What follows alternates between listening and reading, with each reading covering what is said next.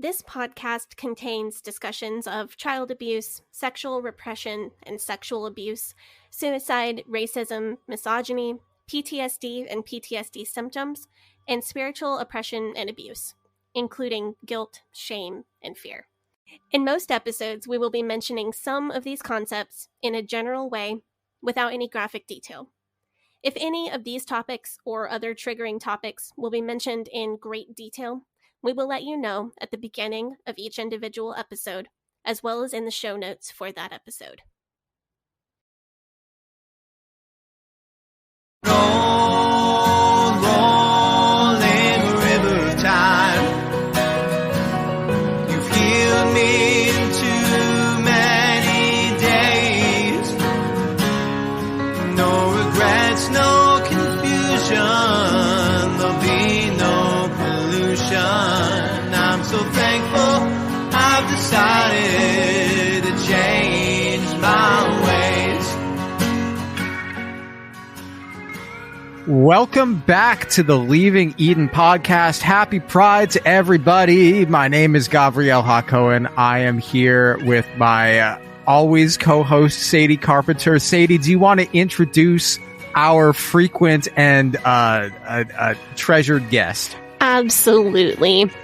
We are so pleased to once again bring you the Leaving Eden drag brunch with our additional BFF, wonderful person, and beautiful icon, Dinah House-Fire. Wow, thank you. That is like an intro that I swear I will not live up to, but like I feel very warm and fuzzy. You know, I don't write intros for you anymore. Like I wrote an intro for Liz Hunter, who we interviewed a couple weeks ago, and I was really proud of the intro that I wrote for her. I don't write intros for you anymore. I just do word association. And I just close my eyes and just see what comes out. Sadie, if you hadn't written an intro for Liz Hunter, you would have just like been unable to speak and just fangirled the whole time anyway. Yes. That's extremely true. I know how excited you were to interview her, so you're right, Gavi. I think she would have just like, oh my God, I love you so much and you're perfect and I love you and I love you. So. Wait, who is this person? Who the hell is that? No, that's very accurate. You should have seen our social media conversations when I found out that she knew who I was, and I was like, and I reached out to see if she'd be on the show, and yeah, it was a fangirl spectacular up in there. Anyway, we are here today on the Leaving Eden drag brunch, the one time when the gays, the straights, and the bis all come together to, I don't know what we're doing. We're empowering people. We're snarking on fundies. We're just having a grand old time on this evening, or on this day. I guess it's like noon. I don't know why I said evening. Because we're all drinking. It's brunch, so like, you know, it's late morning, early afternoon, whatever. It's 5 o'clock somewhere. Brunch is a state of mind, not a time of day. Yes, that's absolutely true. I've been trying to like bring my boyfriend to the concept of brunch, and he's like, I don't get it. I'm like, oh my goodness. And like now that I've dragged him to brunch a few times, he's like, oh, okay. So it's like where white people go to drink during the morning. And I was like, yeah, kind of. He's getting it. He's getting the idea. Yeah, no, he loves it. He's just like, I don't understand why this exists in the world. And we say that white people have no culture. That is a lie. So I'm gonna circle back to the drag brunches that you've been doing, Dinah, in a minute. But first, I want to know, what is everybody drinking for this celebratory podcast episode? I am drinking tequila and soda, tequila and seltzer water. That's what I'm drinking. Is it a flavored seltzer water? It's a grapefruit flavored seltzer water with tequila. I was hoping he would say grapefruit. I do not know why I was so invested in this. Grapefruit is the best flavor of seltzer water, bar none. There is no flavor that is superior to grapefruit, but this grapefruit seltzer tequila it's good. I can get drunk and still feel like I'm hydrated. So that's beneficial. Yeah. And it no sugar. So no real hangover big issues unless you just really go hard. Right. I mean, there's about 3 ounces in here of tequila. So I'm doing, so you're going to get coasty. That's good. But what are you drinking today, Sadie? I am drinking gin and tonic in a Leaving Eden podcast mug, which was definitely a deliberate choice and not just because all the other glasses are in the dishwasher.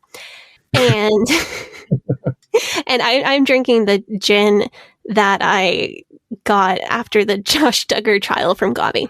Oh, full circle. Because do you like it better than the other gin that I got you that other time? I don't know. I've just started it, but I'll let you know. Okay, please do, because I'm curious. The one you got me the last time was excellent.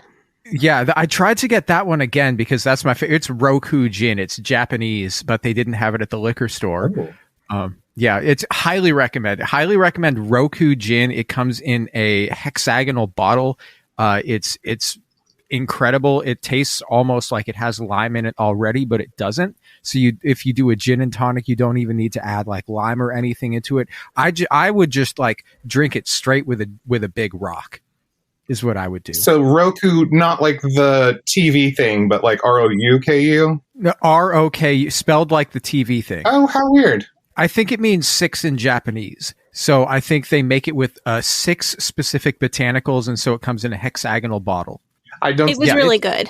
That is my endorsement of my favorite gin is Roku gin. It's not horribly expensive either. It's only like $30 a bottle. Oh, that's not bad. You can spend a lot of money on gin if you want to, but it's high quality. It's really good stuff. So what are you drinking today, Dinah? Today I am drinking my version of a Cosmopolitan because I thought that was maybe the gayest thing that I could drink.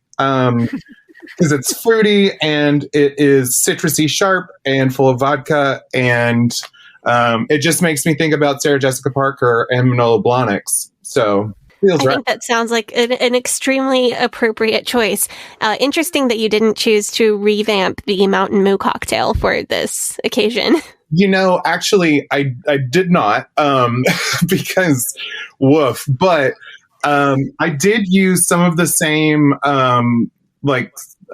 sour citrus vodka. Like I did like half that and half regular vodka. So. Oh, okay. So the spirit of the Mountain Moo cocktail. Yeah, I was going to say it's the spiritual legacy lives on. Also, the legacy lives on. Legacy lives on. Also, though, that stuff is like blue, and then I added like lemon juice and whatever else goes in, cranberry juice and whatever. And it turned it, I thought it would be like this beautiful, like bright purple, like real, like Teletubby purple. And instead it's sort of a grayish color that is not at all Instagram worthy. So I'm not going to send a picture of this one like the Mountain Moo. Oh, well, I suppose we'll be all right. I redid my rainbow makeup that I did the other day. Hell yeah. For this occasion. Wow, that's cool. That's a lot of work too, dude. Yeah, I'm trying to get into bright colored makeup. I think that's my next character arc. I could see it. Your hair looks good when it's bright colors. Why wouldn't your makeup look good when it's bright colors? Yeah, I did bright makeup on TikTok a while back, and a lot of people complimented it. And I thought, well, maybe I should just lean into this. I love that. I feel like that's very in style right now, too. Yeah, I think it's something to do with Euphoria, which I have not seen. The advertisements that I see on Instagram lead me to believe that the bright makeup thing and Euphoria have something to do with each other. I could definitely see that being part of the wave. I have not watched Euphoria either because I was... First of all, because I teach high school, and so all of my kids are ranting and raving about it, and I'm just like, pass. But also because my roommate was watching it, and I was like in the next room, but I could see the TV, and I would glance up every once in a while. And I did at one point, and I looked up, and it was just like a person scrolling through their phone, and it was a grid of pics. And I was just like, oh my. And so I told my kids that at school, I was like, listen, I know that you love this show. I've seen enough of it to know that I don't want to see the same that you're seeing. And they were like, you know what? That's valid. That's amazing. And they dropped it immediately. I was like, I'm not going to explain any more than that, but I don't think you see that and know that you have seen that. See, the other thing that I'm thinking about is that, like, my issue with that show is that these characters are all supposed to be in high school, but then they have sex scenes with these characters who are in high school, and I'm just like, this is weird. I shouldn't be watching this. And one of the characters is like basically an OnlyFans megastar or something, and I'm like, y'all know that that's like child pornography, right? Like, oh no, in the show the character is 18 years old, so like, oh, yeah, okay. Like, I mean, that's it's still weird. Oh yeah, it's still ridiculous, and I don't want any part of it. No. And then my kids at school are all like, like Euphoria is so realistic. It's just like high school life. And I'm like, it fucking is not. Like, you have no idea how much it is not. There are no random, like, pixie dust musical drug haze scenes happening in your high school experience. Question. In the Euphoria high school, is there a kid who Naruto runs to all of his classes? I doubt it, but like, then it is not like actual high school, because high school, like, it's such a weird, like, when you're 14, there are some kids that are like 6 feet tall, or just like muscular and like playing on the football team, and there's kids that look like they're 10 and just like are still in the like playing with trucks and Legos and stuff, like, yeah, who are like gangly and skinny and stuff, and there's kids in there with like face tattoos. Like, what? So I have one of those very like sweet, innocent 15-year-olds in my extended family, and we're real good buddies. And I asked her, well, have you seen Euphoria? And she looks back at me and she goes, Sadie, is that appropriate for me? And I was like this very, very, very sweet 15-year-old in the face. And I said, you know what? No, I don't think it is. And she said, okay, I won't watch it then. I have some really good teens in like my extended family, and I'm really happy I get to be buds with them. That's great. Before we get into the rest of our episodes, I need to do before we get into that, because we've already been rolling. I need to thank the patrons and talk about this stuff, right? We are actually recording a podcast episode here and not just having a good time. It's fine. You know what? It's the drag brunch. Our listeners expect it and they demand it. So, in fact, they do demand it.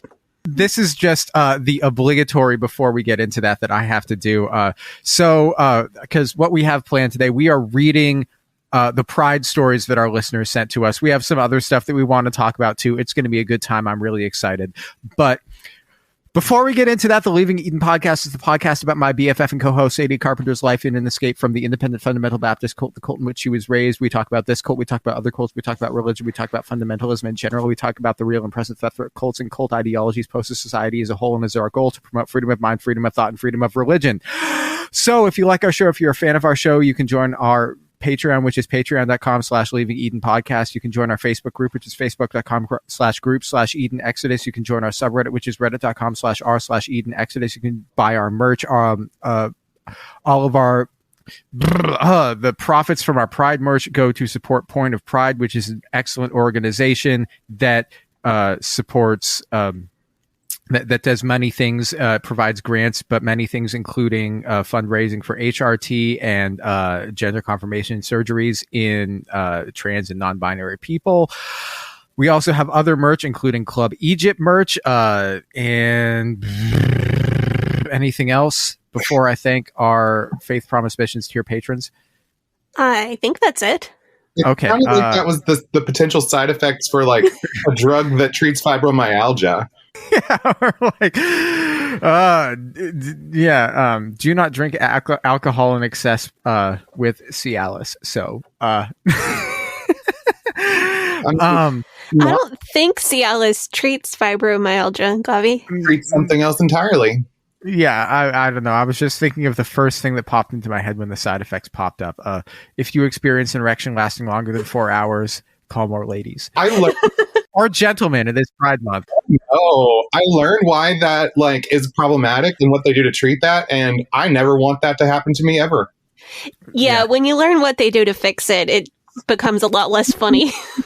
Oy vey. Oy vey. Anyway, our Faith Promise Missions tier patrons, thank you so much. You guys are the most amazing people in all of human history. And I feel like I am not at all exaggerating when I say that. But our Faith Promise Missions tier patrons are Alex Todd, Brittany, Brooke Tolley, Carrie R., Crystal Patterson, Eleanor Donahue, the OG Emery Fairlosser. God, Emery has been FPM tier since the beginning. Emery is much love. Emery is our ride or die. Yeah, Emery and I like hang out on Twitter sometimes. Oh, right. Every time the two of you interact on Twitter, I'm like, oh, it's two of my favorite people. Emery is the homie for show me. Hannah, you are a great FPM tier patron. We have Hope Norum, also a longtime supporter of the show. Thank you so much to Hope Norum. Jen Kaczarski, Jessica Tambo, also an OG. Man, like Rambo. All the OGs. Like Rambo. Cater Wee, also been at it for a long time. Catherine Schneider, also been at it for a long time. Man, we have so many long-time Ride or Die fans, and we love you all so much. Thank you all so much. Kathleen Moncrief, another OG. Man. Kristen Marie, another OG. Linda Morgan, another OG. A relative newcomer. We have Lorena Watson. We have Michaela Upright. We have Madeline Cusick. We have Mary Martin, a.k.a. the actress who played Peter Pan on Broadway. Megan Arendt. Mike Smith. Thank you so much, Mike Smith. Miranda Day. Rachel Bernadowitz. Rebecca Hoyt. Reverend Robert Stutz. Sadie's actual BFF Morgan. Sarah Reese. Shane Horton. Stephanie, Stephanie's a new one. Stephanie Johnson, Tiffany Enderby, Victoria, and as always, Wes the Cowboy. We love you, Wes the Cowboy. So many of these people we got to meet a couple weeks ago on our Patreon Live Hangout. Yeehaw. It was a great time. Yeehaw. So last week on our episode, Sadie and I were talking about, Sadie was talking about explaining crypto. And that gave me an idea. That I think that, Sadie, you could have a drag persona of Crypto Bro. Has anybody done that before? Has anybody ever done like a Crypto Bro drag persona where their song that they do is like Drake, and then they come out and like just like half-ass their whole act and then just explain crypto to you aggressively on the stage? I think so, because I don't know that you could get a whole lot of mileage out of that. But it is funny. But so then the question then though is, first of all, Sadie, do you consent to being a Crypto Bro drag king? Because yeah, definitely, whatever. It's very different. So I was thinking you could do something like Elon Musk,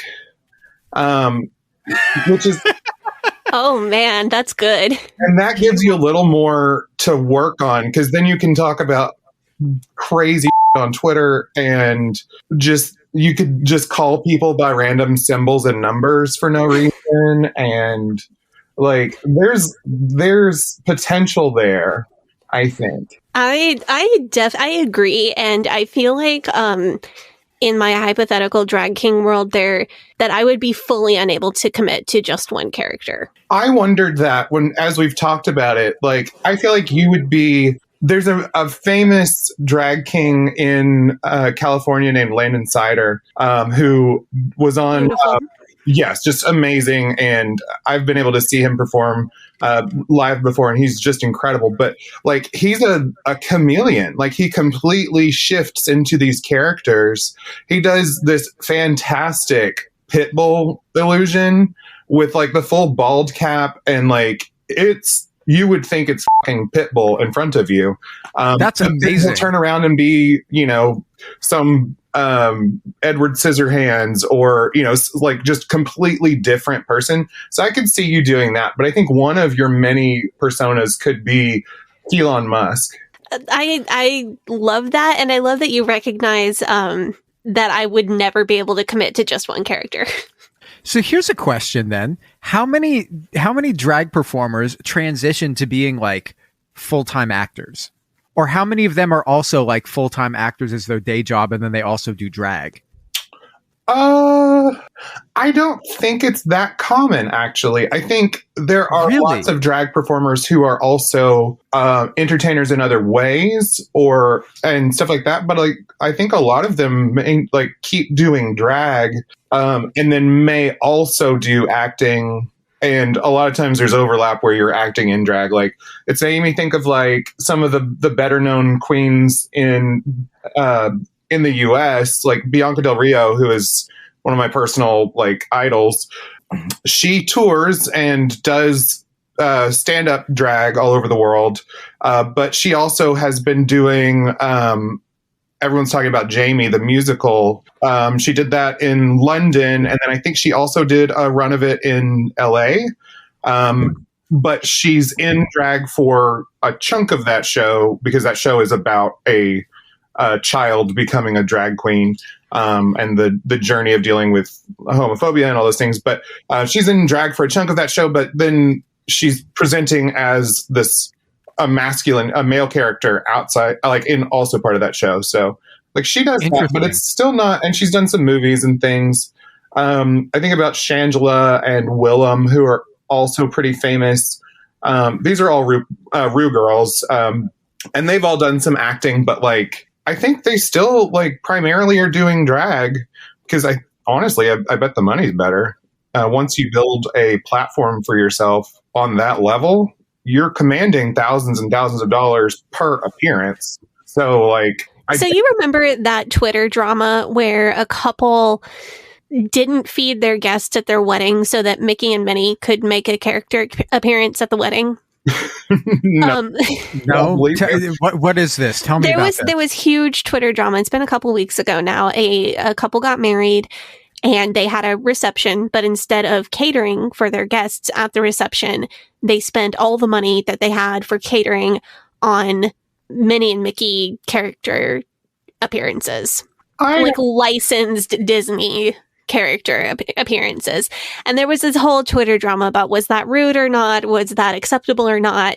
And that just got me thinking, oh, well, what if they had just hired a drag queen instead of it? That would have been more popular. Did they say on the invitations that there wouldn't be food? They did, but kind of in a backhanded manner where a lot of guests didn't understand that. Huh. Yeah, I think I would be really upset if there were no food and yet there were Mickey and Minnie, which, why would you... I don't like, Disney people are very strange to me. Like, I'm down to watch a Disney like movie and whatever, but like people that are like that into it kind of weird me out. And I've known a couple of folks like that in my life, and I'm like, cool, right on, Disney. But like, I've never known anyone that would go to that extreme of like foregoing the food at your own wedding to have Mickey and Minnie. Yeah, like having a Disney themed wedding cake, totally fine. Sure. Having a wedding dress that's vaguely inspired by one of the princess dresses, totally fine. Walking down the aisle to a romantic Disney song, not my jam, but totally fine if that's your thing. You know what? A Whole New World, I would be here for. Yeah, like definitely. The jazzier version of it. Mickey and Minnie at the reception crosses a line for me. So I know your wedding to Jonathan was extremely low key. It was a gorilla wedding. Say you and him were actually gonna have like a real full wedding. Oh, like we keep saying we're going to do on our anniversary every year, but now it's been 4 years and we haven't done it yet. Yeah. Yeah. So okay. Say you could choose one of two things. One, do that, have everybody come to it, and just be like a regular wedding. Two, have everybody come to it, but there's no food, and you guys pay to get the actual pronouncement. I don't know what you call it, the officiating done by Tobias Forge. Which one do you pick? Well, I would pick food because I'm pretty sure Jonathan would veto that out of fear that I would sneakily get married to Tobias instead, even though he is already married. If there was a possibility to have James Hetfield, on the other hand, I think Jonathan would pick James Hetfield over food. I now pronounce you man and wife. Yeah.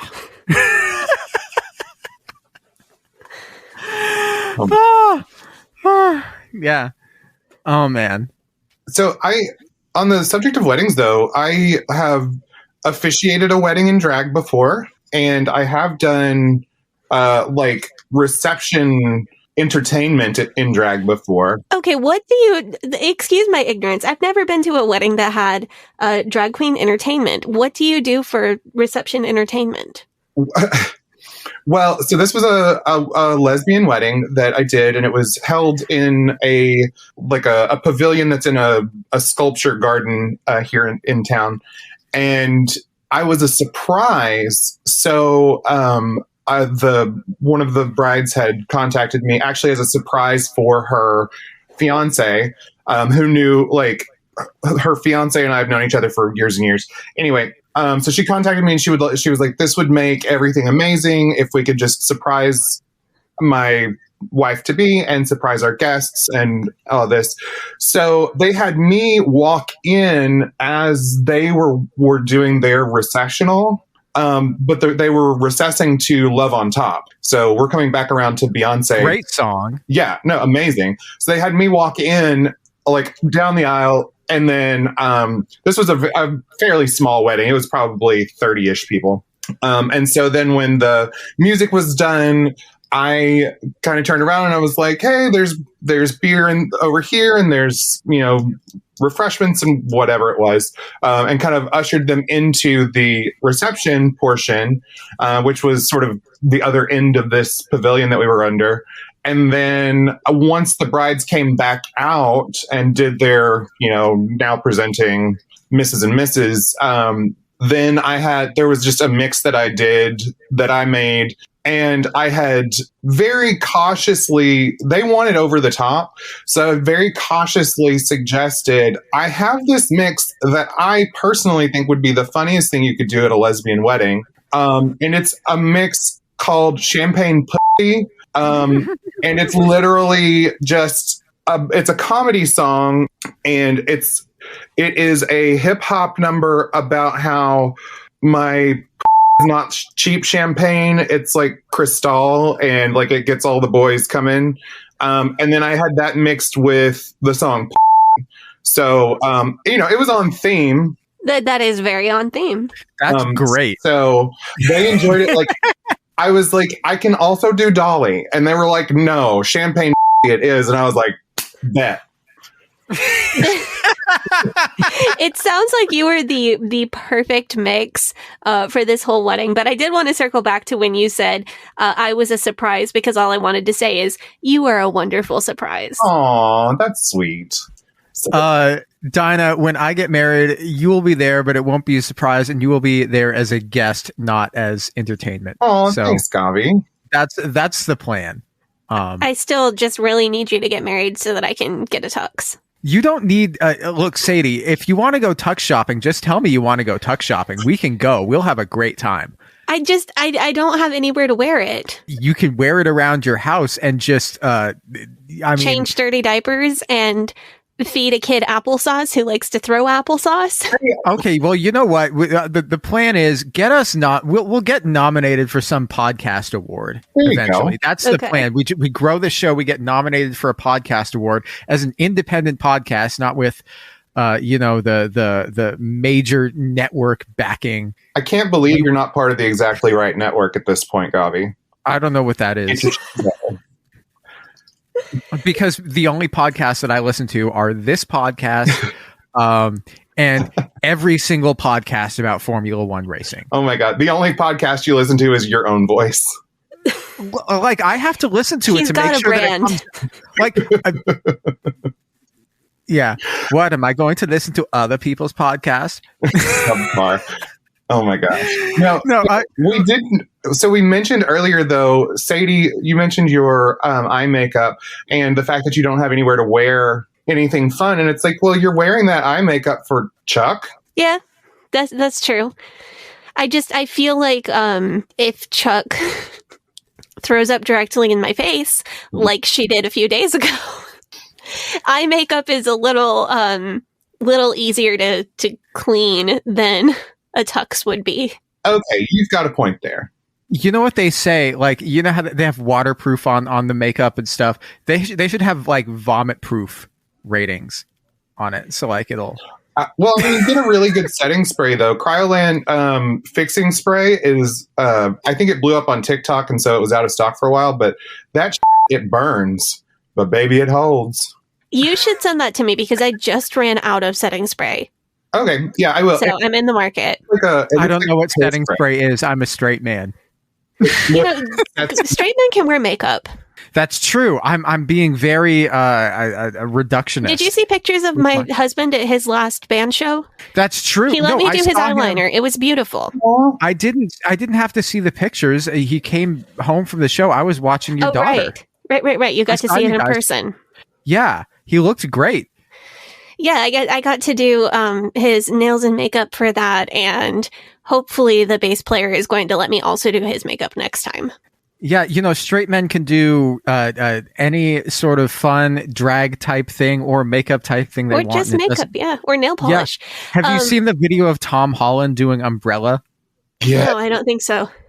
Dinah, you know what I'm talking about. I do. I actually show that at school for my musical theater section. We watch Singing in the Rain, because he starts out doing Singing in the Rain. It's a lip sync battle. Yeah, it was Tom Holland versus Zendaya.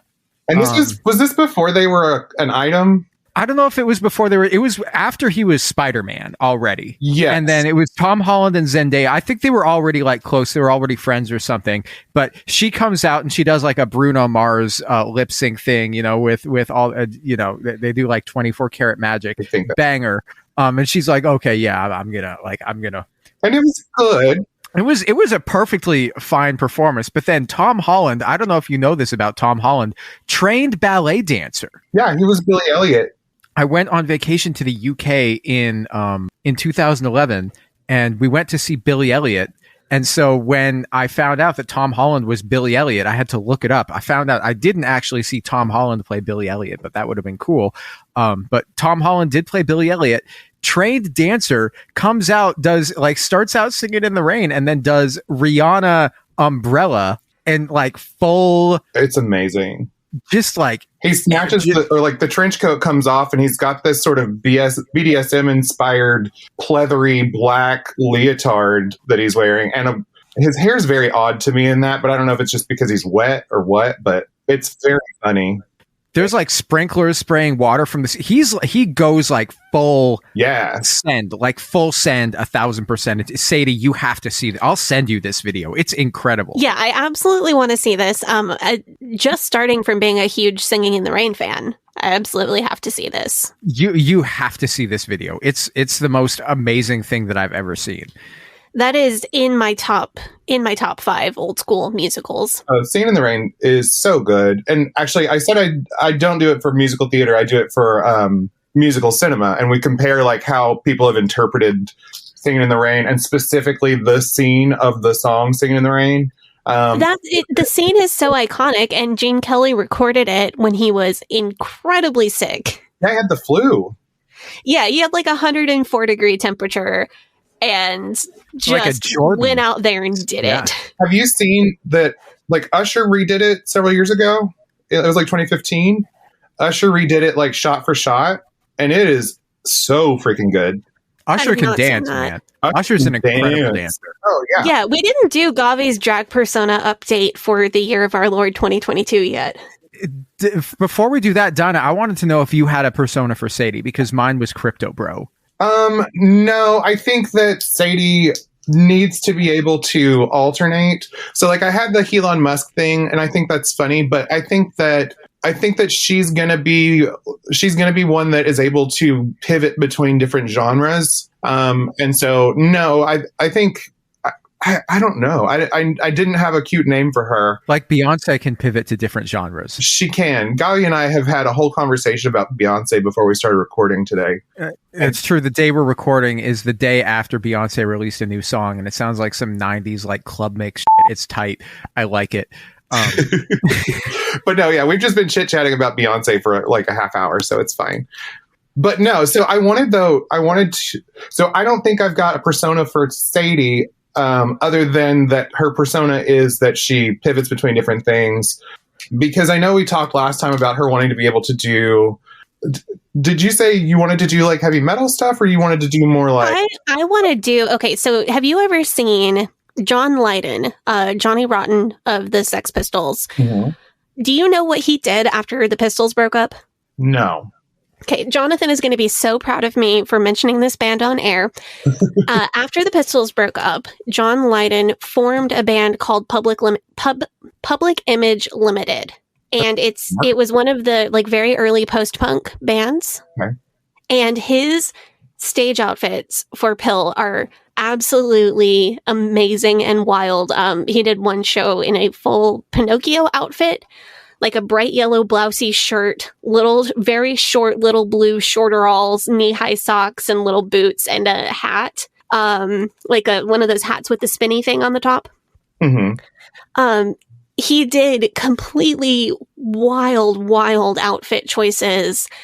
And I think taking inspiration from that, you could either go that way or you could go the kind of like Gigi Allen, very shocky, very gross punk dude. I think there's a lot in that genre that could be done. I'm into that. And I think you could do some really fun like references and characters of different kinds.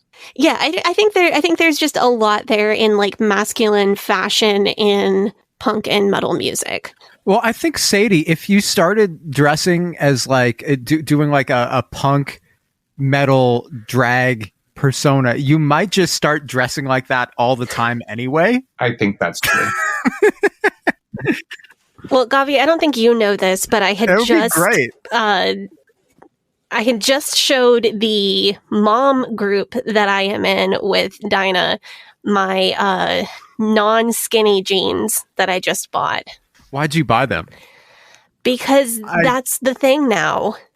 Really? No. Yeah. I can't.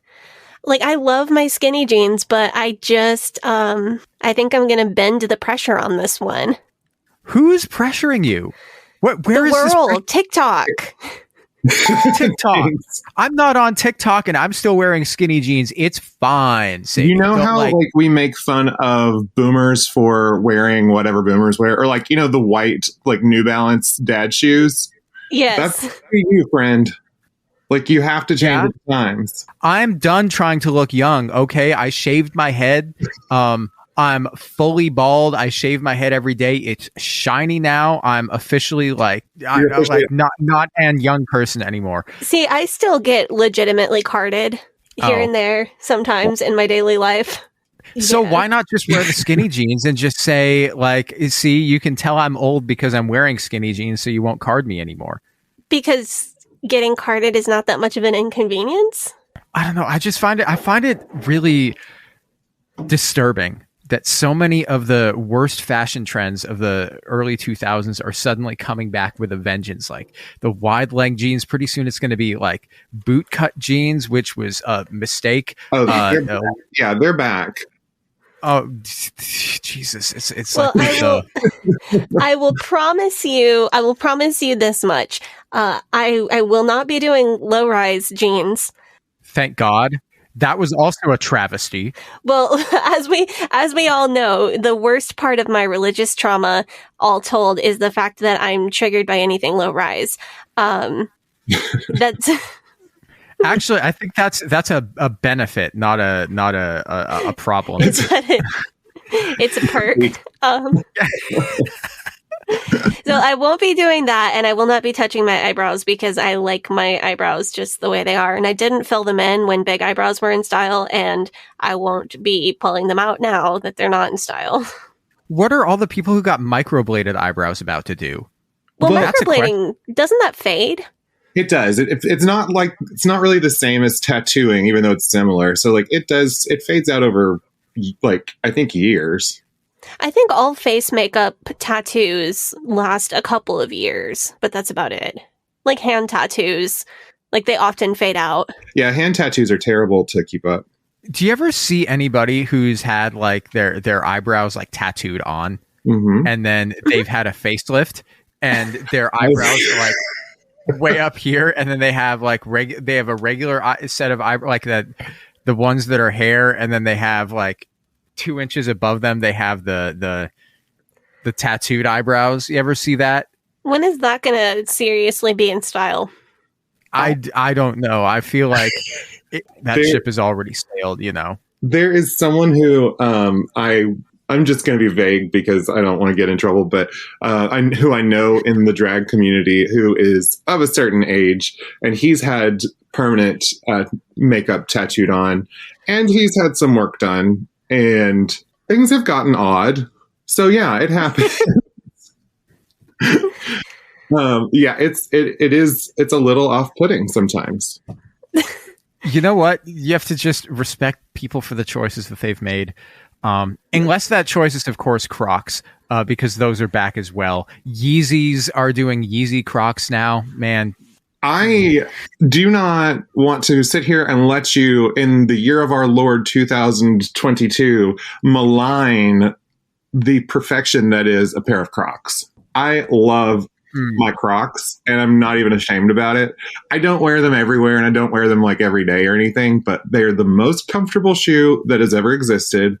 And I, as an individual, have a pair of rhinestone encrusted teal Crocs that I wear at the club when I'm not. Generally, it's when I'm not actively performing. Generally, because you're in heels. Generally, usually when you're performing, you're in heels. You got to take them off, slide into something more comfortable. I am vaguely Croc positive to Croc neutral. So I'm kind of just enjoying this battle royale here. That's your alignment is vaguely Croc positive to Croc neutral. You know, I think maybe I should just admit something, is that I think the reason why I have such a viscerally negative reaction towards Crocs is because when I was in like middle school, I got beat up a lot. I'm very open about that. I got beat up a lot. It wasn't fun. But I had a friend, one of my best friends, he also used to get beat up a lot. So I wore like Converse. I wore like Chuck Taylors. He wore Crocs. Okay. If I would like hang out with him and he was wearing the Crocs, he would be the one that the bullies would go for and not me. Was it because of the Crocs? Yes, and also because they're not very good shoes for running in. So you know, if you're getting chased by a bear, you don't need to outrun the bear. You just need to outrun the guy that you're like hiking with. Well, I suppose now. First of all, if you put the Crocs in 4-wheel drive, you can run pretty okay in them. So, like, wait, Crocs have what? Yeah, you put the little strap to the back so that it holds it on your foot. So you can go off-road. I mean, some of us can run in heels. I think Gavi just needs to catch up. Yeah, Gavi, get your together, man. Man, okay, well. But also, how much experience do you have being chased by bears? None, but I have a lot of experience being chased by bullies. So, but your bullies sound to be fashion-minded, which I think is remarkable. Well, I mean, you know, they pick on you for anything. Like if you do anything weird, then you get picked on. That's just kind of, if you look weird, if you talk weird, if you act weird, if you Naruto run in the hallways, if you, which I mean, fair. Middle school is awful for pretty much everyone, I think. But yeah. I'm just amused at the idea that your bullies are like giving you the once over and going, Chuck Taylor's. Oh no! Here's the guy with Crocs. You live another day. Yeah, oh, you want to know what I would get beaten up for? Is because like I would get beaten up because I wore like basketball shorts a couple of times, and the basketball shorts didn't go past my knee. And apparently, according to some dude who was a bully at my school, if you wear shorts that don't go past your knee, that's gay, and therefore they could beat you up for that. Like, and I was just like, I didn't know that was gay. I guess I shouldn't wear those shorts anymore. Rather than like, this kid's a fucking idiot. Like that's where my mind went. I mean, I love a short, so it's fine. They weren't even that short. They're just like basketball shorts, and they just like went to like I'm wearing basketball shorts now, and they go to like where my shorts are going now. But because they didn't go like all the way past my knee, I guess that's gay. I think that's I personally, I can't stand shorts that go like way past people's knees. I think it's a sloppy look. Yeah, my Canadian husband refuses to wear shorts longer than like the middle of his kneecap. And we all know, Canada is very known for their fashion sense. I mean, that's true. We're talking about things that are coming back and like trends and stuff, but like hoochie daddy shorts are in this year. So I so support this. I have been seeing a lot of this type of short on the Portland streetwear circuit, and I am happy with this outcome. Yes. Wait, what are hoochie daddy biggest concern though is that context clues, Gavi. What is a hoochie daddy? Do you know what a hoochie mama is? I've heard somebody say it, but I'm not 100% sure that I know to what it refers. Like it's like one of those things where people will say Lord of Mercy. I don't know what a Lord of Mercy is. Oh my god. But oh my god. Like you're looking okay, Dinah, which you do hoochie daddy, I'll do Lord of Mercy. Okay. So hoochie daddy, I don't know the etymology, and I'd actually be fascinated to look it up because I look up ridiculous things on the internet, but it's I would say someone who is feeling sex positive and perhaps promiscuous, and letting you see all of their goodness body wise. Oh, okay. So it's a promiscuously dressed person. Yeah. Okay. Okay, and Lord of Mercy, it's Lord have mercy. It's a shortening, like Zounds. Yeah, it's wait. What is Zounds short for? Zounds is a euphemism for a medieval curse. People used to like swear or exclaim by his wounds, meaning by Christ's wounds, but that was considered blasphemous, so it got shortened to Zounds. But that's where that comes from. I have never really. Heard that. Yeah, I've never heard that. So what is a hoochie daddy short? Is a hoochie daddy short just like one that's like very short? Just it's like short shorts. Yeah, it's short shorts. Oh, so you can see like you can see the tree and the roots. You can see Dinah's Hosh tattoo. Yeah, exactly. Okay. Yeah. So because I've got a little diamond on my thigh, and if you can see it, that means I'm up to Hosh. So I call it my Hosh tattoo. So you're saying that what I should do is I should go around in a pair of Daisy Dukes, and not Daisy Dukes, but show a little thigh. There's a range. I think my shortest shorts have like a 3-inch inseam, which is the same as my shortest shorts. Well, I've been doing a lot of squats lately, so my thighs are looking excellent lately. So I could show them off. It's hoochie daddy season. I should. You know what I'm worried about is I'm worried about getting sunburned. Because my thighs don't get a lot of sunlight. There is this thing called sunscreen. Yeah. I always forget to. I was outside yesterday when Sadie and I were working on an episode, and I got horribly sunburned. Oh no! I was just you just put sunscreen on, which is the secret to how I'm still getting carded at 29. Because a couple of years ago, I decided I wanted to wear sunscreen every day. It's going really well for me so far. Good for you. I'm happy for you. I will say, if you start wearing these short shorts in public, you may actually start getting chased by bears. I was trying so hard to make something out of that. I'm so Also, podcast listeners, welcome to our group chat. This is what our group chat is like all the time. Just so you know. Oh my god, that's true. Okay, but we've been going for a while now, and we still have not gotten to Gavi's drag persona. So we've established that she doesn't wear Crocs. No, would not be caught dead in Crocs. She's fancy. She's fashionable. She's got money. I think we've established that last time. Like the aesthetic is moneyed. And then we had also talked. Well, so like I think that there's an homage that could be made out of like finding a character that really works with. And then interesting. Yeah, like we can find a character that works with, who is like fashionable and has money. But then we had also talked about last Pride Month drag brunch, how you had grown out your beard during pandemic and you were like really feeling your oats on having a beard. And so I got to thinking, how can we create like a play on words and how can we use that? And do all these things. So I thought you could be an homage to, I don't want to oversell it, but one of the greatest fictional characters of our lifetime. And you could be a la Clueless, Bear Horowitz. Really? That's you know what? I really like that idea. I love it. You know, Clueless is a great film based on Jane Austen. I am also a great lover of the writing of Jane Austen. You know, I don't hate that it's very fashionable, money, and Jewish.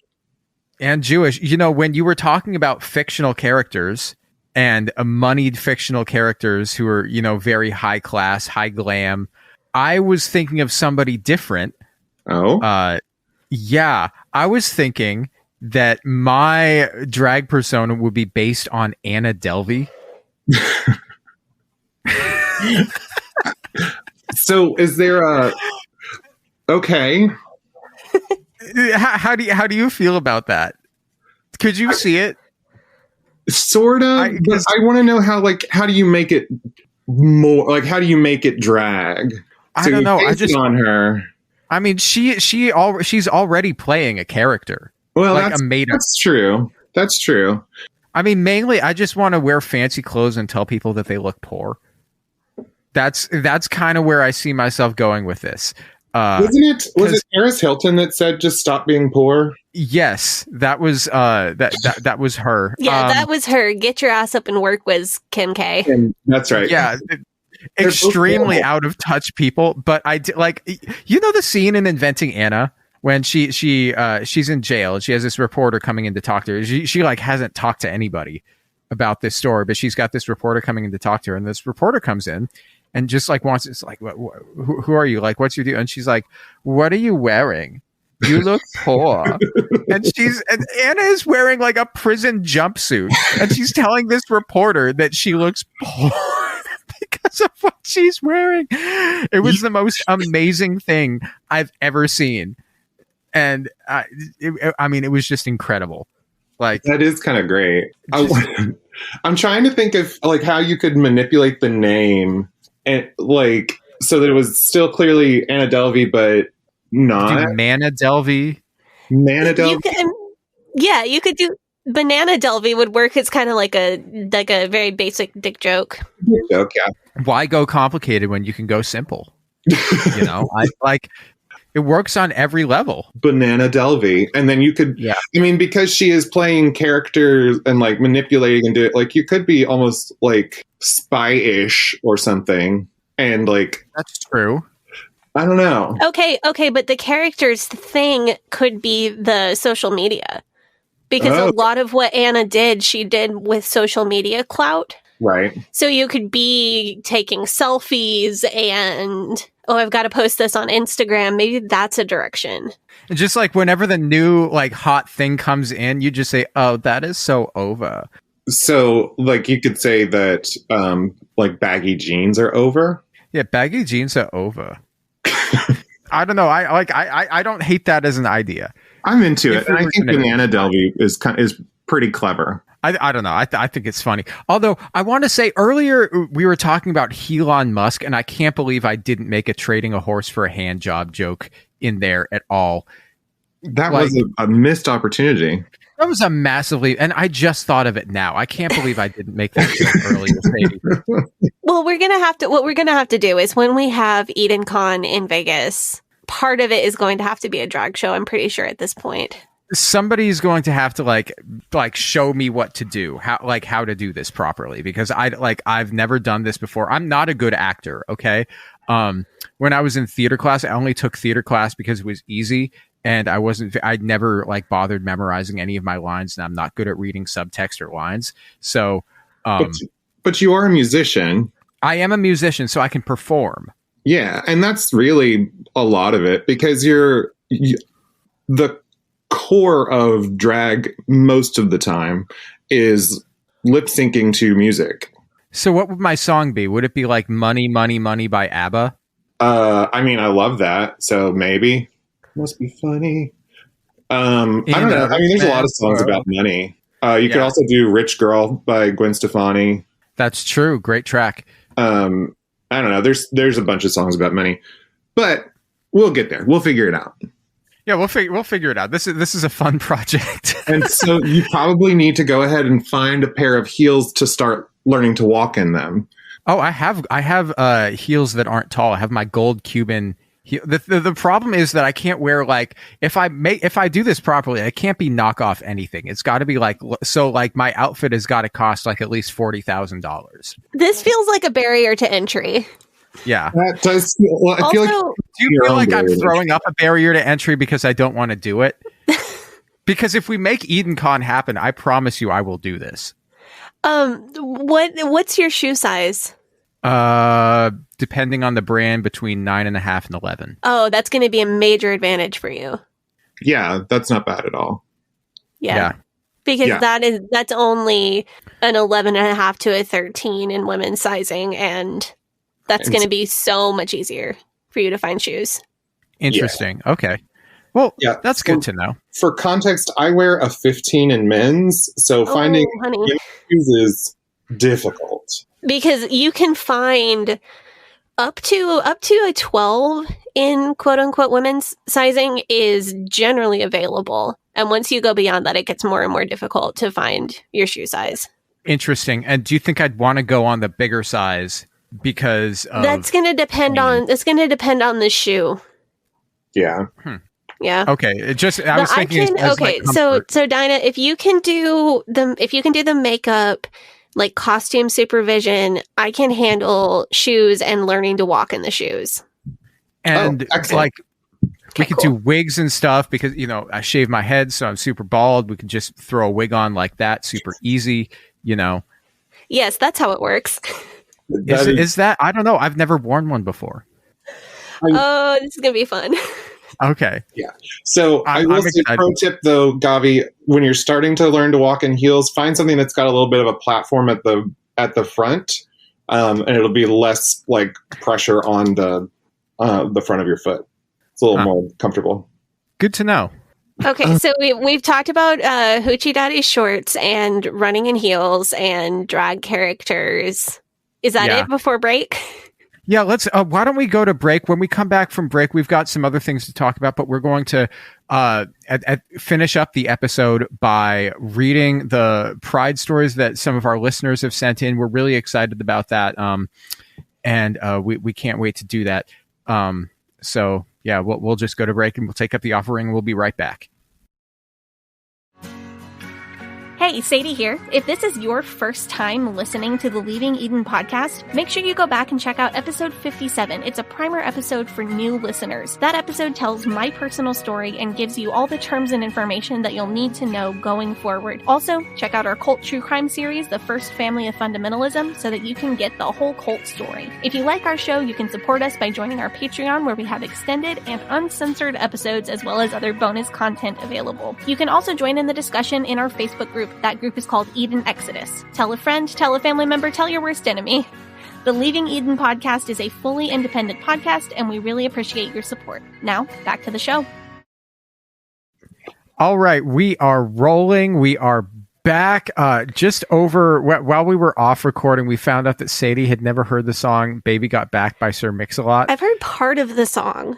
But she thought that the part where he's like, "My anaconda don't want none unless you got buns," hon, that came from the Nicki Minaj song. But Which I don't think I've actually heard. well, you should listen to both of them. I was impressed by how much of Baby Got Back Gavi knew off the top of his head. Like, he far outshone me in this exercise we just did.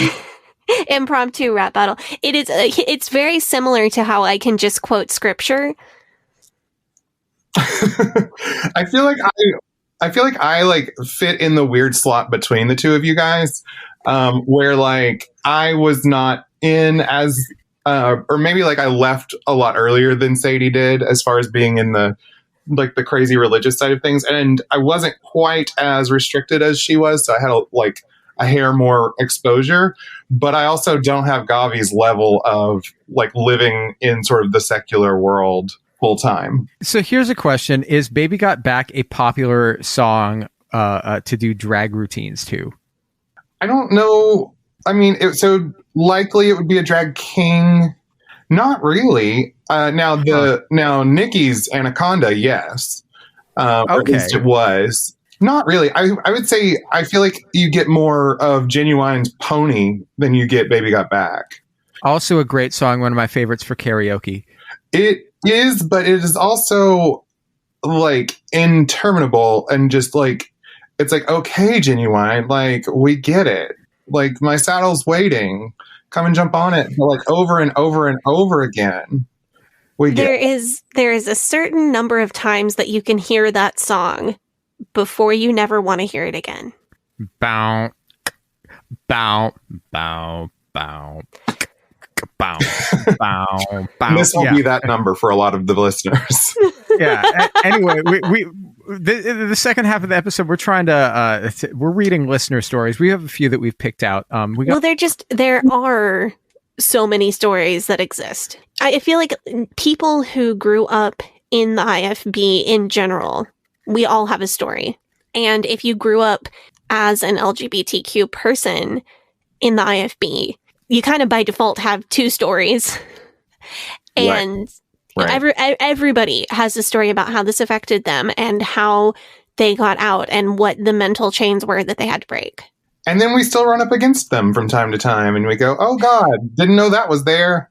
Mine recently has just been having hymns stuck in my head constantly. It got started because someone in the Rodriguez Family Snark Reddit group, I think is the group that it was in, posted a video of a Christian song that I was really familiar with. And since then, it has been nothing but me getting him stuck in my head and then trying to listen to Lizzo to get them out of my head. What song was it that got stuck in your head? Do you want to sing a little bit of it? I don't remember, and I'm not going to think about it because if I do, it'll get stuck in my head again. But it's actual hymns. It's not little children are falling into a... All right. Would y'all like to start with a little bit of a lighthearted story? Yes. Gavi, do you want to read this one or do you want me to do it? You know what? I'll do it. Okay. Who's this from? This is from Allison. Allison, I know being a fundie was killing you. All right. Okay. So this is from Allison. Hi, Sadie and Gavi.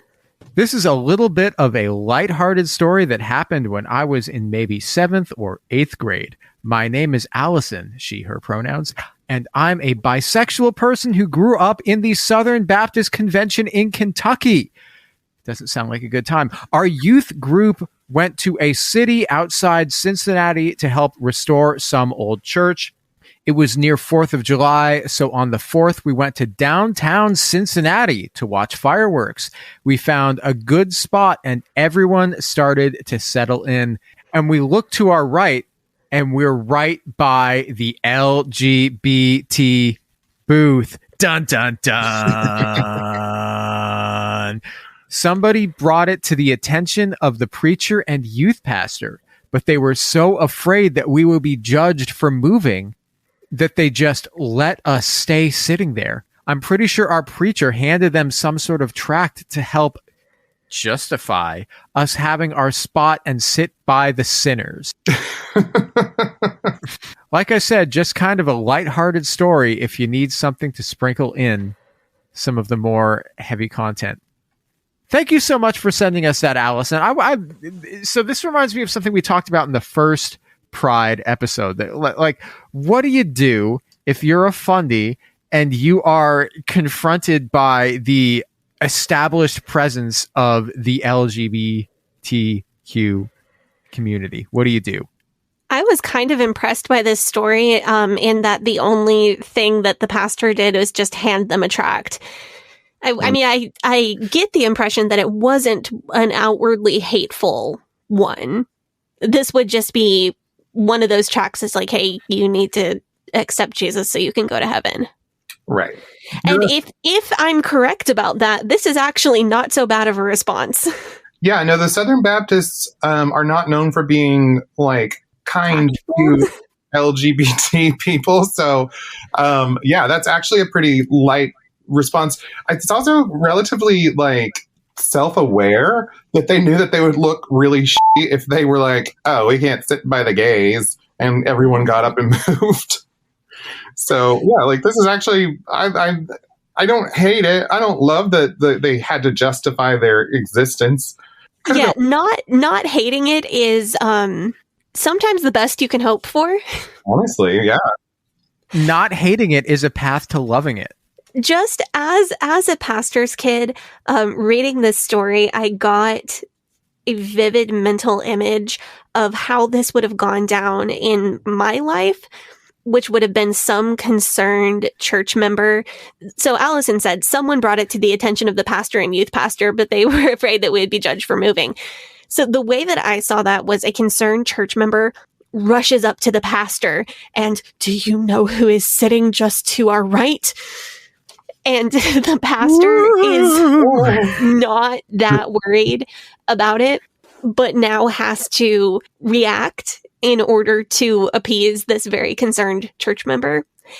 And just having been through so many of the seeing that scenario play out in real life, this gave me a giggle. There's some soccer mom Karen type person going, oh my goodness, we're next to the gays, we gotta get out of here, and then running over and saying, Brother Billy, we gotta move.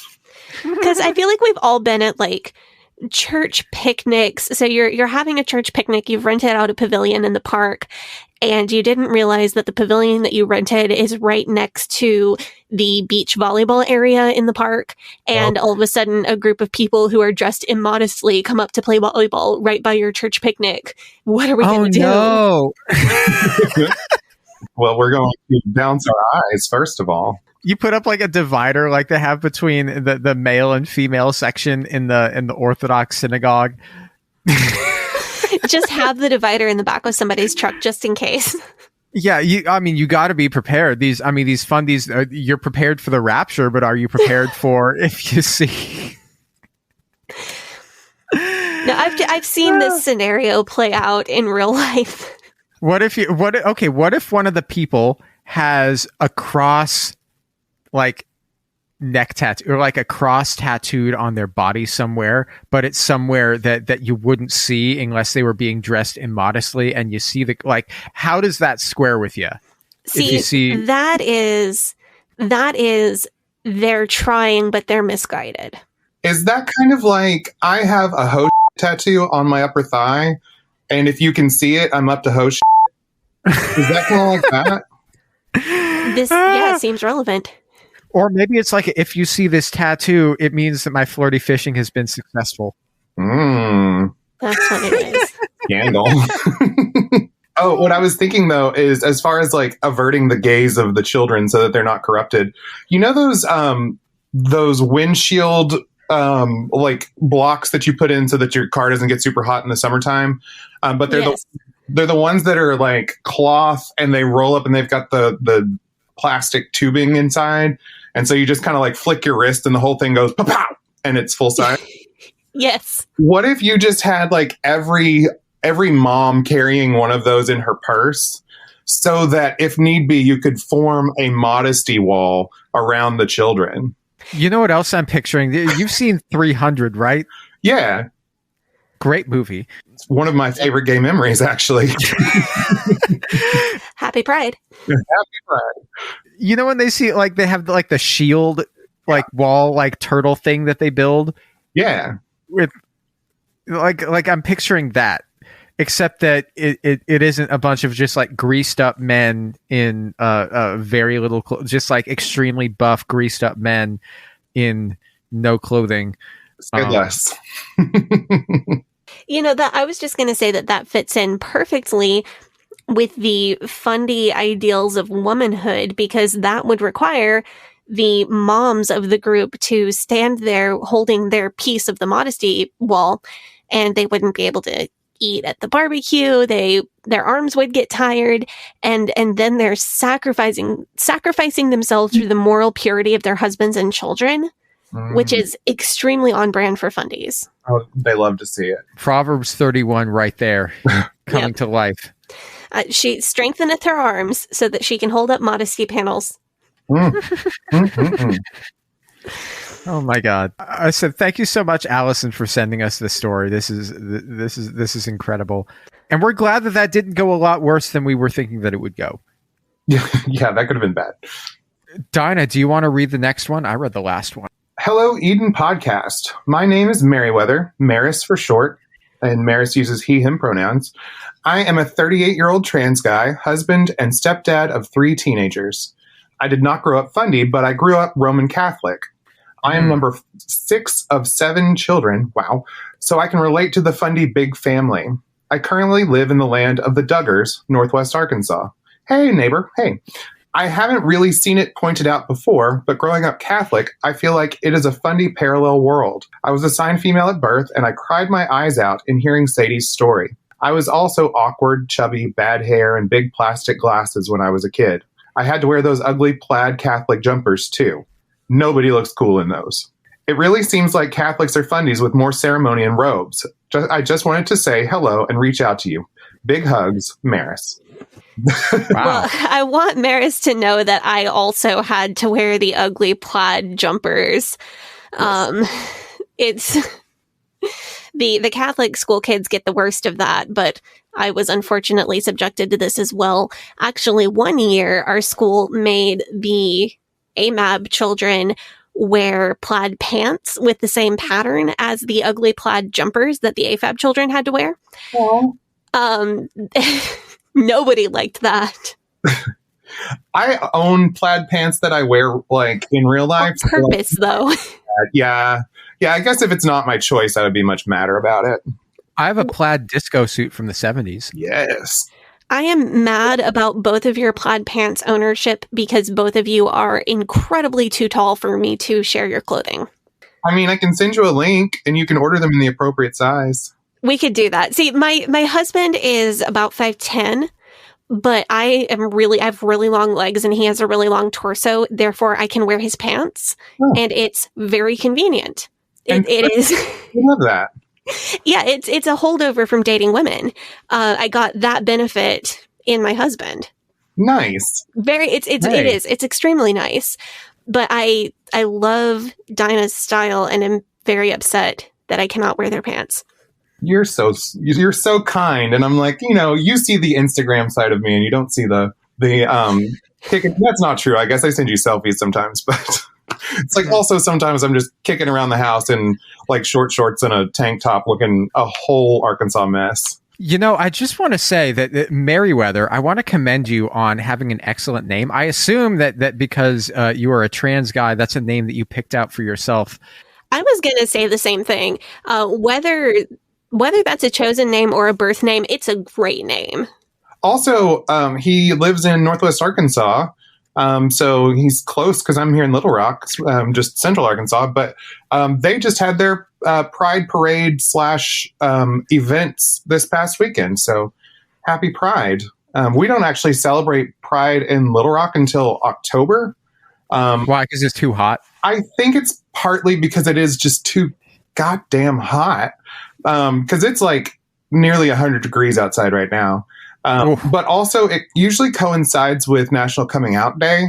And so I think that there are several places across the South that do it that way because it's just too hot to be like outside all day.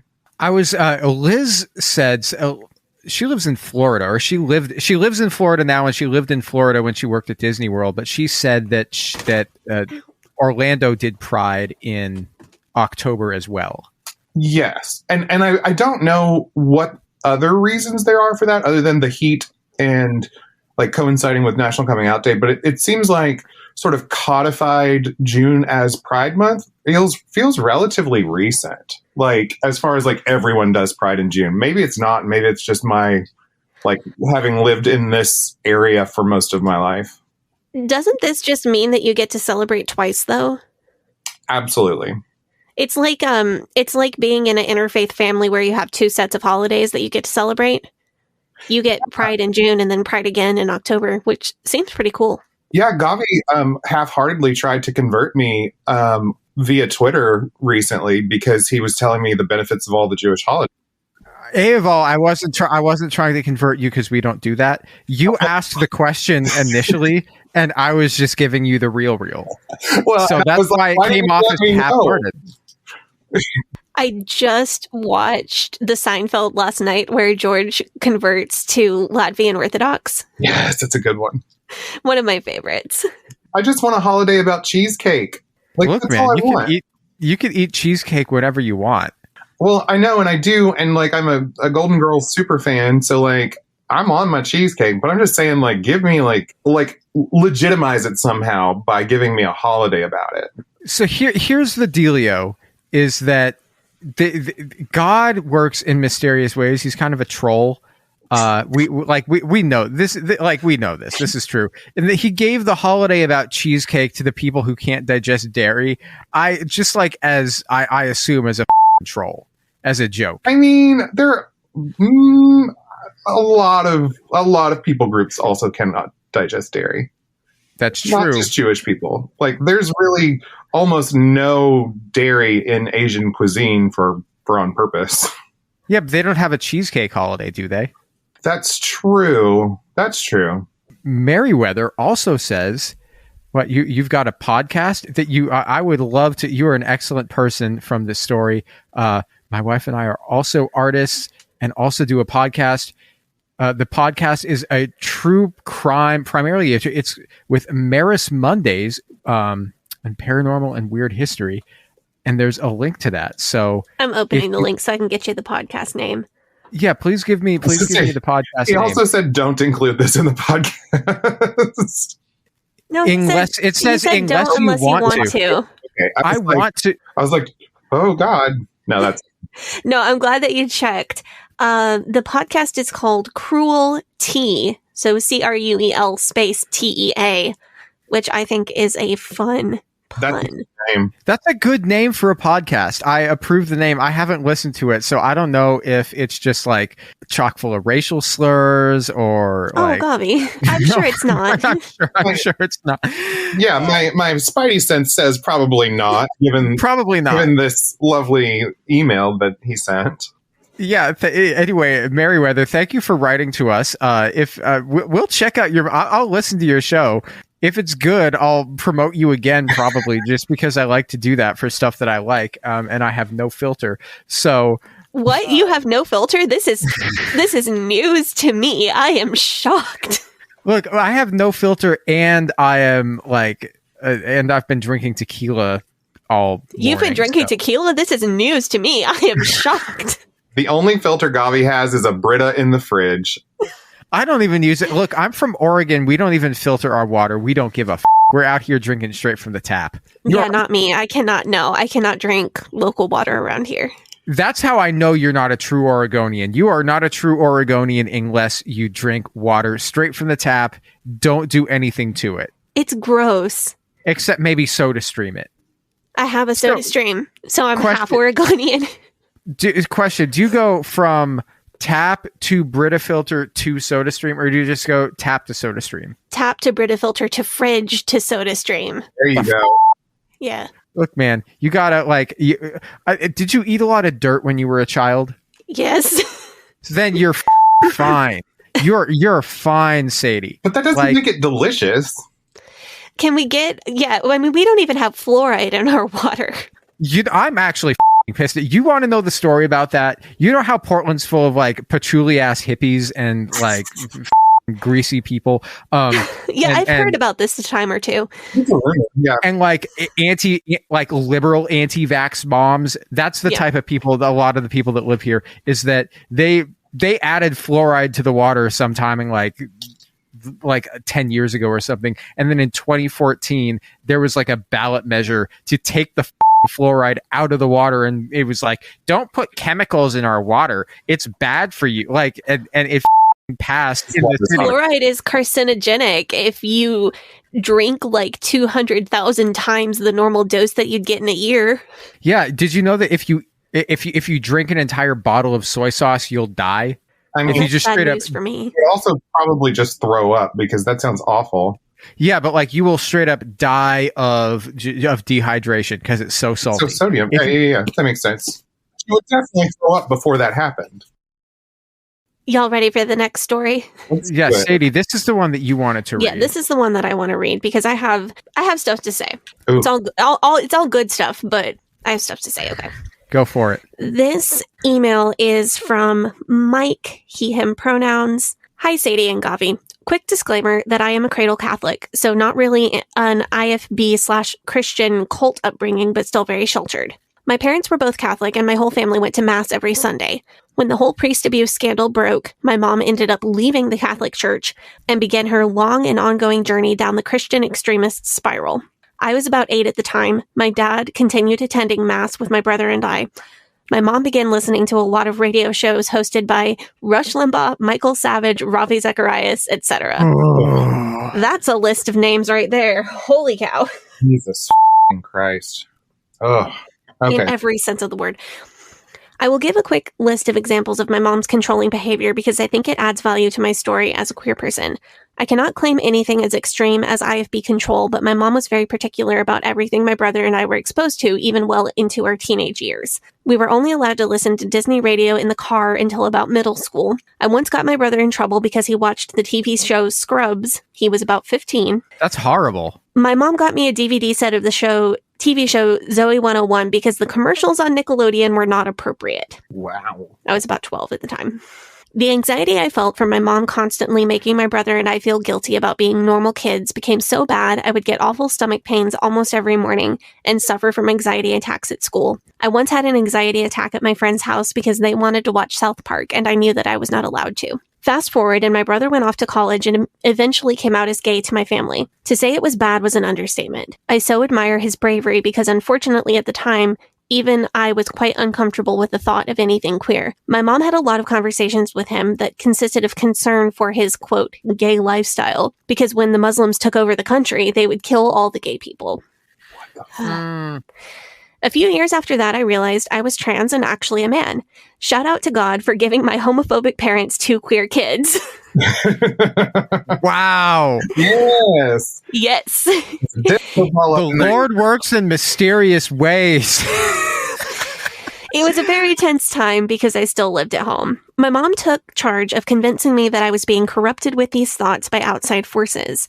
She gave me a DVD of a trans guy that transitioned back and was trying to expose the truth. Yikes. She gave me websites to look at, sent me a few videos from the wonderful Candace Owens about the liberal agenda. Oh my God. I'm sorry you had to go through that, Mike.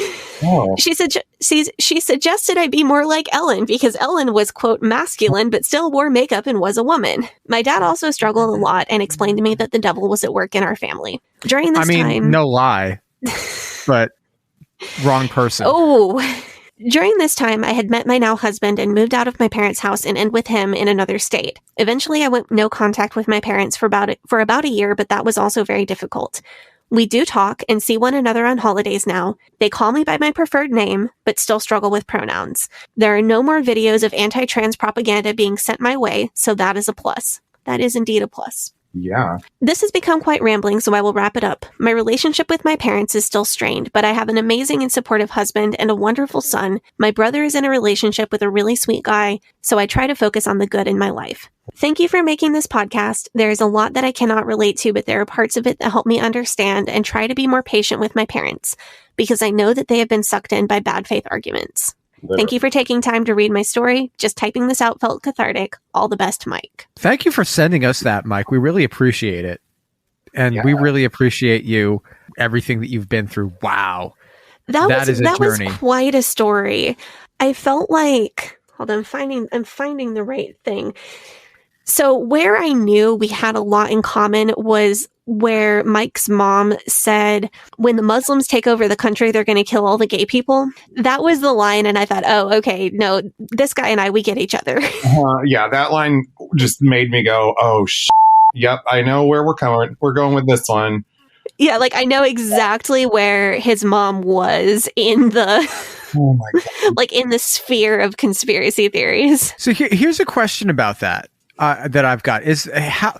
So when they say, okay, the Muslims are going to take over and kill all the gay people, do they see that as a good thing or a bad thing?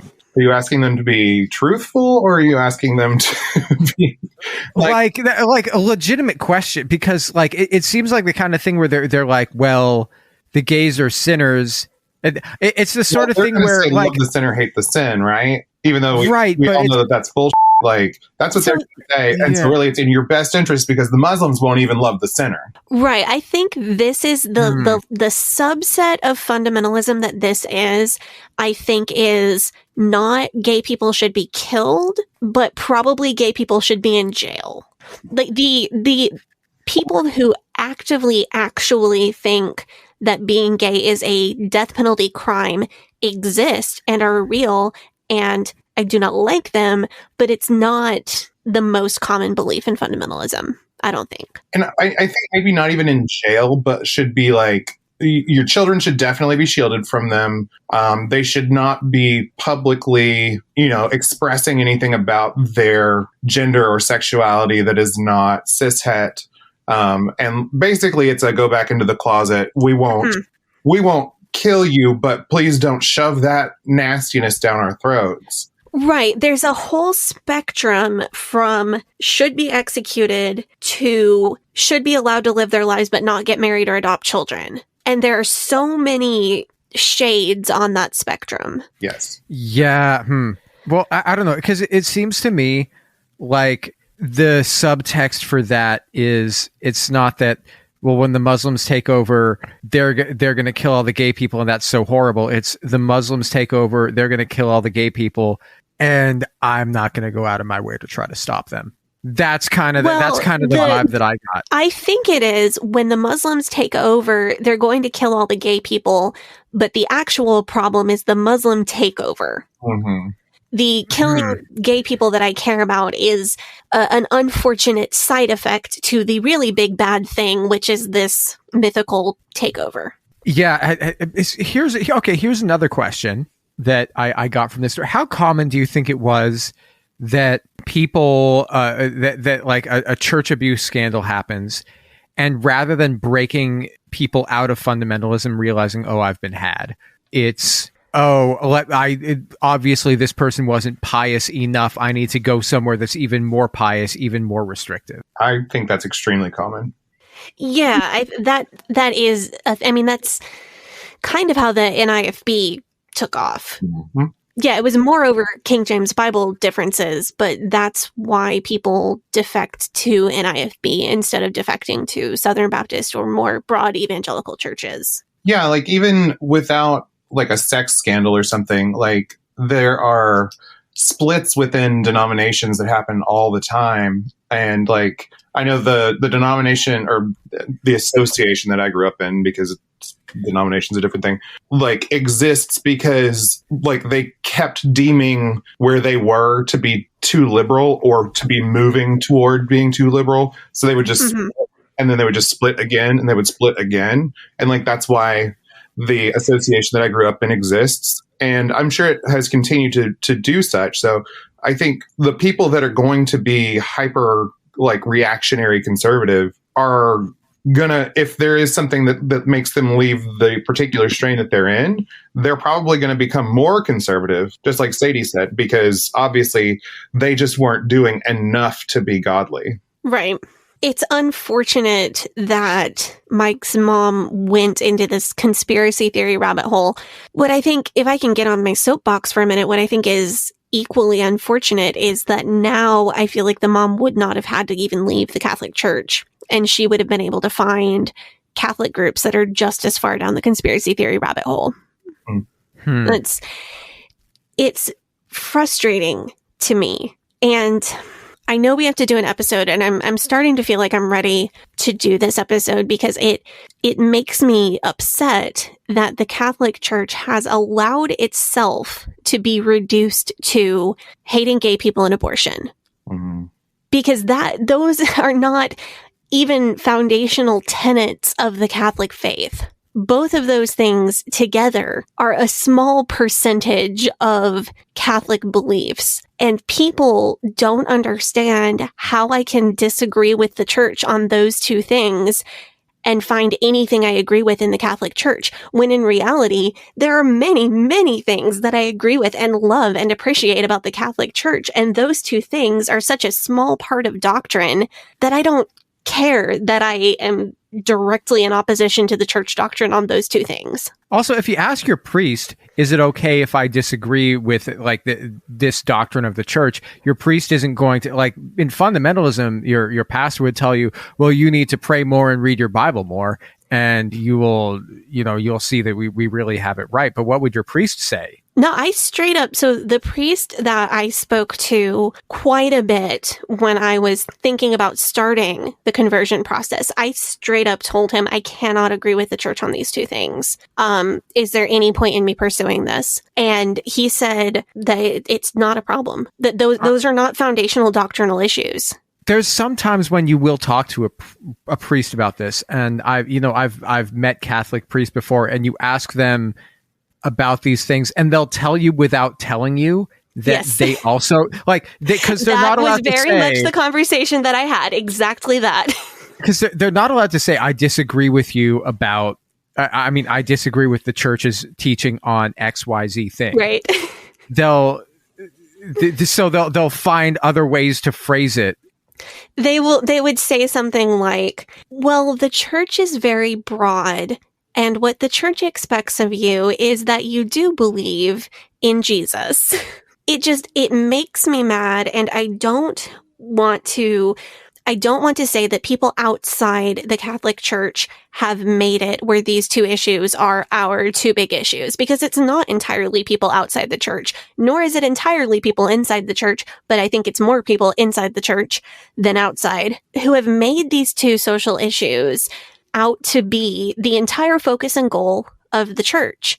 I think that's ridiculous, and it frustrates me. The Catholic Church doctrine, it's not those two things. It's the sacraments, and it's the saints, and it's church tradition, and it's scripture, and thousands of years of beautiful, rich history. It frustrates me. It frustrates me that the church has allowed itself to be reduced to these two issues. The Jews kind of get the same sort of treatment where people who are outside of our group basically try to lump us in with, when you hear religious right say Judeo-Christian whatever, you hear it all the time. Yeah, Judeo-Christian values, and it'll be something like the free market. The Judeo-Christian value. Mm-hmm. Yeah, I just wanted to say my piece on that, because I think I get so many questions of how can you support queer people and be a Catholic? How can you be queer people and you're converting to Catholicism? How does that work? Well, how it works is I unabashedly and proudly believe that the church is incorrect about that issue. You're not the only one who's ever thought that. No, I am certainly not. I just think the church is incorrect. That's all it is. And I think the church is correct about a lot of other things.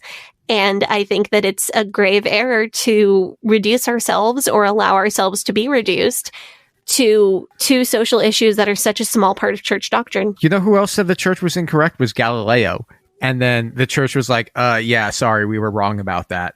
So basically, I am Galileo. Thank you very much. Happy Pride. Queer icon Galileo. All right.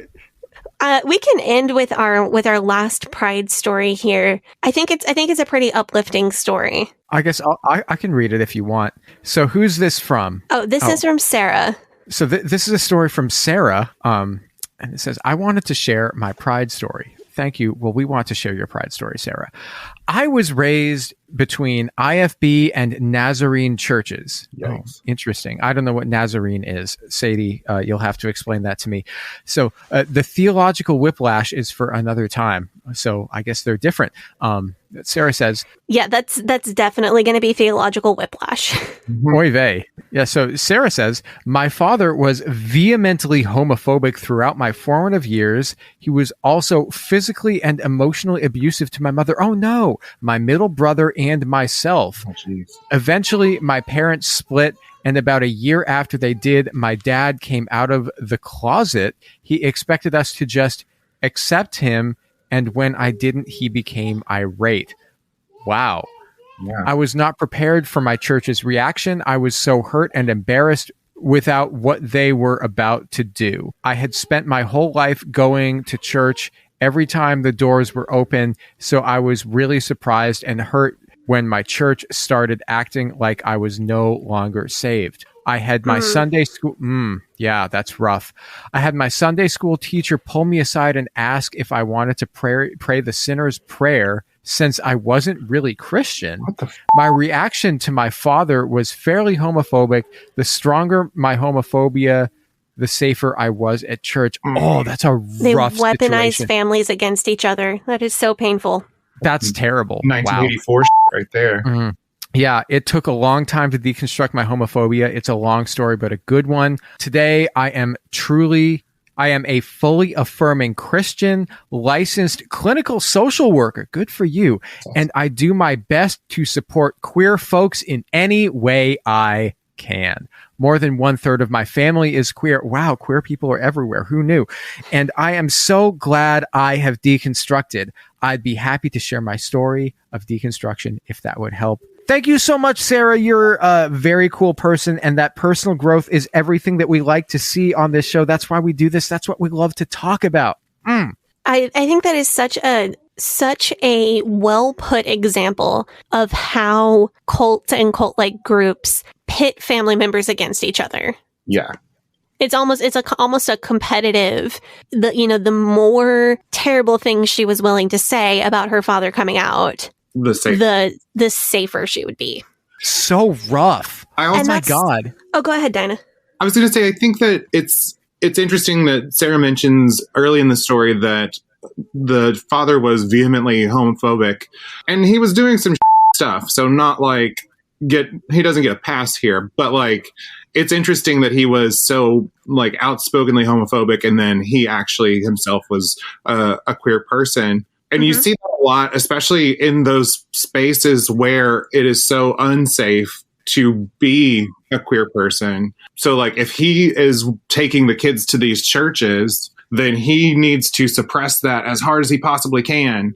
And one of the best ways to do that is to be so vocally hateful. And so unfortunately, I've seen that a lot in people throughout my lifetime. And it's like, yeah, there's more going on here. Like it's the lady doth protest too much kind of situation. And I think this is where we get into so much of the cult experience that's so hard to put into words. Because on one side, so one thing is we can't paint this dad as a hero or a villain. No. We can't, it's not fair to completely go either way or another, or one way or another on that. He was doing awful things, and that was his choice. And some of those choices he probably made because he was miserable because of church abuse and church homophobia. But he still chose to do it. And you really have to learn to see people as more than villain or victim. Right. And it makes you draw some very interesting ethical lines, I think, for yourself. The other thing that I really related to in this story is looking back and realizing that you did things you're not proud of. Sarah felt like she had to have a big homophobic reaction at church, and that was what would keep her safe. And I think everybody who has deconstructed has things that we've done and things that we've said that we're not proud of. That's such a rough position to be in, man. Just having to... It is, because you have to live with that forever. You can make amends. You can grow, but you don't ever get to fully undo the things that you did. Well, just like you said about the father being neither a villain nor victim fully, neither are we. And we have to be able to sit with that. Yeah. And I think a lot of people will go too far in one direction or another. They'll want to completely excuse themselves for the fundamentalist things that they did, and just write it all off. And I've done that in the past, and I've tried to grow past that and take more responsibility for things that I did. Right. That's the Caleb Williams path. And I've also seen people just really get down on themselves and live in the shame and regret of things that they did when they were in that situation. And I don't think that's healthy either. I think if it's something that you did to survive, there are a lot of times you still should feel bad that you did it, and you should still try to make amends for what you did, but I don't think you have to live in the guilt of it forever. Like, that's the whole avoiding black and white thinking. Like, it's just an application of the same principle. I think it is a very difficult balance to strike. And I think that is one of the hard parts of deconstruction, because when we talk about it would have been easier to just stay in the cult, I think this is the kind of thing that we're talking about. Yeah. You know, Sarah, if you want to start your own podcast and talk about your experiences, like, you seem like you've got a story. That's all I'm saying. My baby is waking up from her nap, and I think we had better go ahead and wrap up this episode. Sarah, thank you so much for writing to us. That's an incredible story. Yeah, thank you so much to all of our listeners who wrote in, and I hope y'all enjoyed this episode. We like to bring you a little bit of queer joy for the end of Pride Month here. Yay.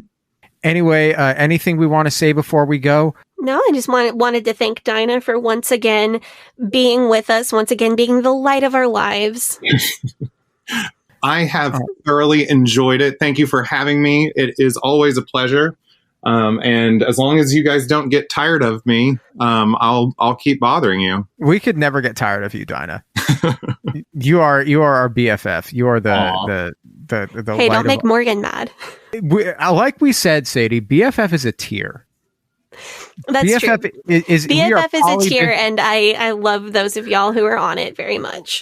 We are poly BFFerous, okay? So it's BFFerous. Yeah. Anyway, so next week we have an episode coming out. This is going to be a big one that we did a lot of research into this one. But it's about Christian nationalism. We're dropping it on the 4th of July. That's right. We felt like it was appropriate to do an episode about Christian nationalism on the 4th of July. And I know we had some talk about Netflix and Netflix people earlier, including Anna Delvey. But we have a different Netflix show that if you liked this one, then you will want to listen to our episode, because we were talking about the FLDS. What was the Netflix show? It was Keep Sweet, Pray, and Obey. Yes, Keep Sweet, Pray, and Obey. We're going to talk about the FLDS and how similarities between FLDS and IFB. And so that one's coming out on the 11th of July. We've already recorded it. It's great. We're really excited to put that one out. And we're so excited for everything that we've got going forward. So you can follow the podcast on Facebook and Instagram at Leaving Eden Podcast, on Twitter at Leaving Eden Pod. If you want to join our Facebook group, it is facebook.com/groups/Eden Exodus. If you want to join our subreddit, it is reddit.com/r/Eden Exodus. You can join our Patreon for an extended version of today's episode with extra Dinah House-Fire content, extra drag brunch content. It's super fun. Dinah, would you like to plug your social medias? Where can people find you? Yeah, you can find me on Instagram at Dinah House-Fire, which is DINAHHOUSEFIRE. I'm also on TikTok at Dinah House-Fire 1, and on Twitter at Dinah House-Fire. Sadie, do you want to plug your socials? Yeah, you can follow me on Twitter at HellYeahSadie, on Instagram at Sadie Carpenter Music, and on TikTok at Sadie Carpenter 1. And you can follow me on Facebook, Instagram, and Twitter at GAVRIELHACOHEN. Thank you so much for tuning in. Happy Pride. You guys have a good day. Bye-bye. But